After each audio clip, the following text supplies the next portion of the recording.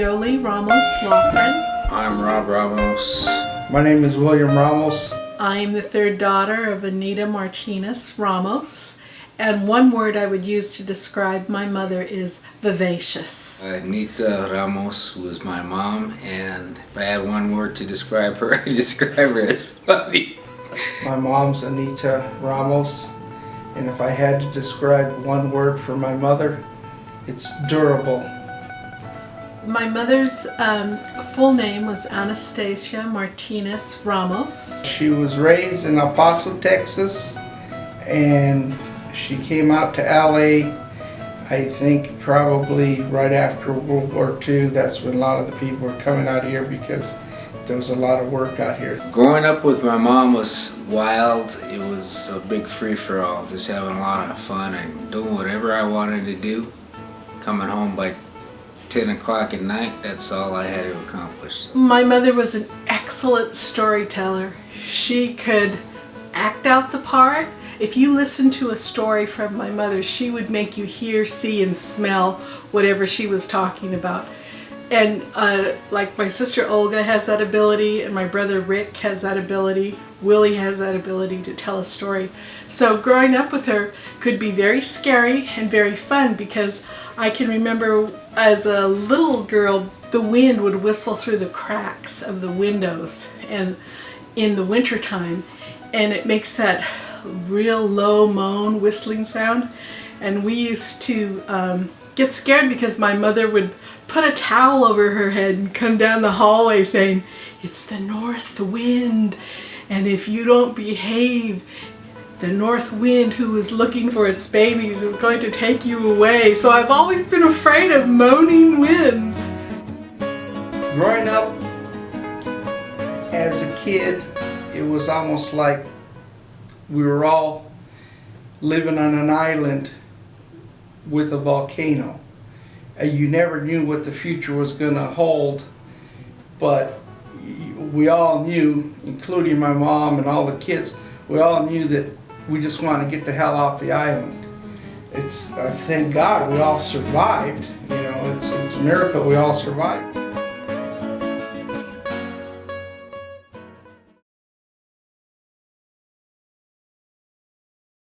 Was Friday a special night for the Ramos family?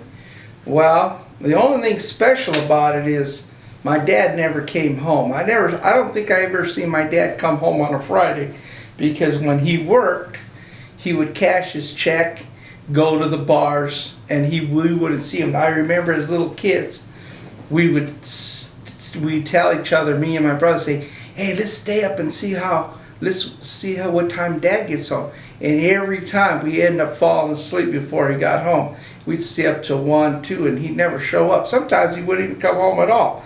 So that was our Friday nights. Fridays, the one thing I remember was really good is that we always had fish on Fridays.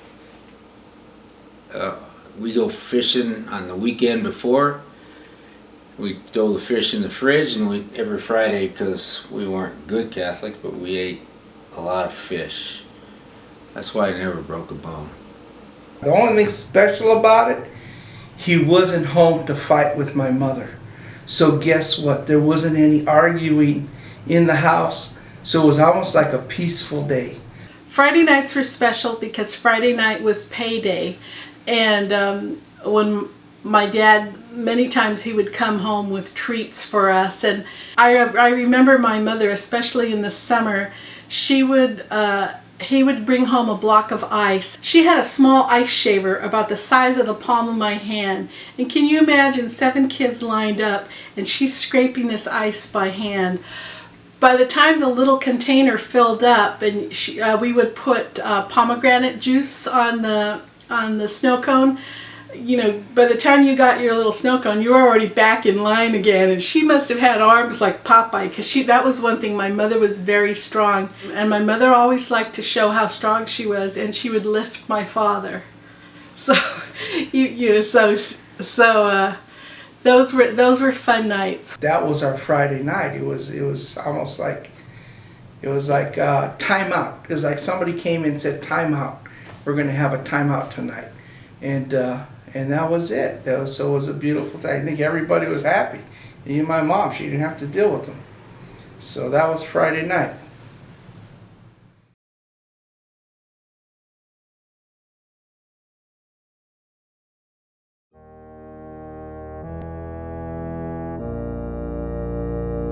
Okay, the alien story about what my mother saw in her apartment. Again, that's another very vivid memory of my mother. My mother had very vivid dreams, and sometimes she would tell us in the morning what she dreamed about. And again, the story would be so real. You know, she could drum up every emotion. But I remember she told us she was in this small apartment. They were living in East LA, and you know how you're asleep on a hot summer night, there might be a breeze, and I remember the curtains were sheer, and it was just a little wooden bungalow that she was living in. And she woke up and she looked at the window and she saw a man, but he wasn't a human man. He had the shape and face of a head, but she explained him. She said the best way she could describe him was that he was like the Tin Man, but what captivated her was the movement of his eyes scanning the room. And she was so scared when she woke up. She held her breath and she didn't know whether to scream or yell or jump out of bed. So she closed her eyes again, and when she opened them, the man was gone. But I told you my mother was very brave. Now I would have put the covers over my head and scritched into the pillows. My mother got up, tippy-toed to the window and peeked, and what she saw was, you know how a dry leaf will blow in the wind? She saw a dry leaf scuttling across the concrete, but it was making the noise that she heard him make when he walked away, that so I was afraid to look out of the window for years. My mom told me a story about her having, she wasn't sure, I think she told me that whether it was real or a dream, but she remembers hearing the wind, looking out her window and seeing a little green man walking by. So who knows? I don't know. You know, that's a story she told me when she was a little girl. I believe it. There's a lot of little green men walking around. I never heard about no alien, but I do know that my mom was very in tune with the spiritual world, because she used to tell me all the time about her dreams. She used to have some pretty vivid dreams. I remember the one time she told me that she had a dream that somebody was trying to strangle her, and in her dream, and because I heard her screaming, because I slept in the room next to her, and I heard her screaming and stuff, and I get over there, woke her up, and somebody was trying to scream, and when she got up, she was actually gasping for air, and she had hand marks around her throat.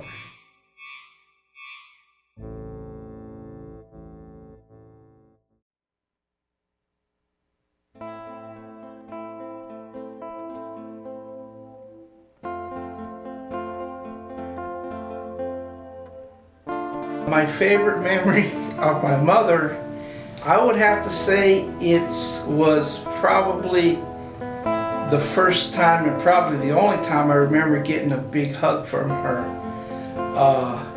What it was is everybody had went to the drive-in. We all loaded, we had the station wagon, went to the drive-in. Well, after they went from the drive-in, they went and parked this car in the garage, my dad's car, and they all went in the house, but little did they know they left me in the car in the garage, and they locked the garage door. So I was locked in the garage. I remember waking up to total blackness, and I woke up and it was so black and dark, and I said, where am I? And then, because I was probably only 4 years old or 5 or something, and here I am locked in the car. And I remember my older sisters, we'd sit out sometimes and they'd tell spooky stories, and they always said that, because our garage was detached from the house, and they'd always tell stories that the witches and the devils were in the garage, and you know, they would say that, you know, all sorts of spooky stuff about the garage. And here I am, 4 or 5 years old by myself in pitch dark in the garage. I'm thinking, oh my God, I'm in the devil house. And I remember just going to the crack of the door where the garage door went, and I was just screaming and yelling and crying all night to the point where I was so dehydrated. I ran out of tears to cry. I ran out of snot. My snot went dead. I couldn't even speak anymore because I must have been screaming and hollering and cried for hours and hours and hours. And then finally, about, the sun had come up, and about 2 hours after the sun, I see people running back and forth, running back and forth. I guess they were looking for me, and then next thing you know, the door comes up, and I was so dehydrated I couldn't speak, I couldn't talk, I was out of tears, and I just remember my mom giving me this big hug, and I didn't want to let her go. If I could, I'd still be holding her to this day. That's how scared I was. But that's the best memory I ever had, is the hug that, like I said, if I could, I'd still be hugging her.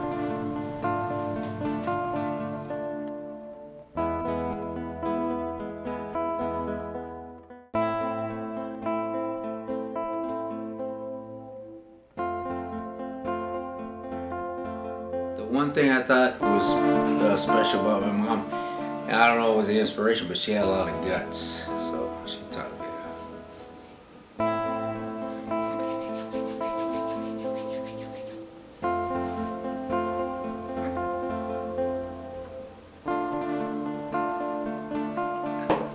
She didn't back down from nothing.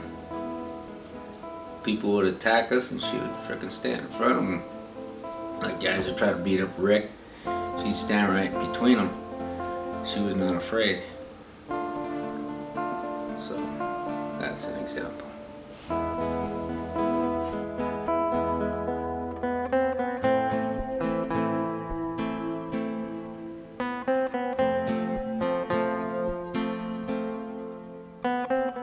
If my mother was sitting here right now, she would stand up and say, "I have an announcement," and then she would tell us a story.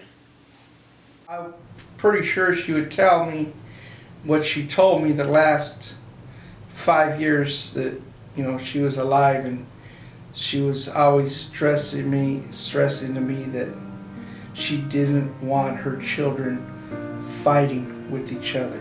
That was her big issue. She was always stressing that she didn't want her children arguing and fighting, that she wanted them to be a loving family, and that's pretty sure that's what she'd still be telling me, because she told me plenty of times before she passed, and I'm pretty sure that's what she'd still be saying. And it's sad that in a lot of ways it didn't turn out that way, because everybody's busy. I understand that, and everybody goes their own way, and nobody knows. But I'm here to say to all my brothers and sisters, I'm in the same place I've been for 30, 40 years. I'm still here. Anybody's welcome to come and knock on my door, and anybody's welcome to show up. But I understand that if other people have other issues and they're too busy in their life and they're going in other directions, I got no control over that. But in order to feel that I feel like I'm honoring my mother, hey, I'm still here, my doors are open.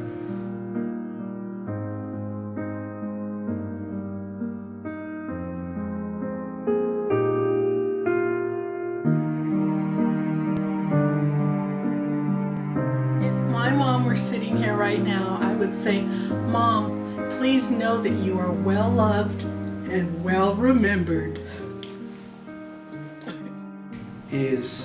I understand and I appreciate all that she did, the sacrificing and,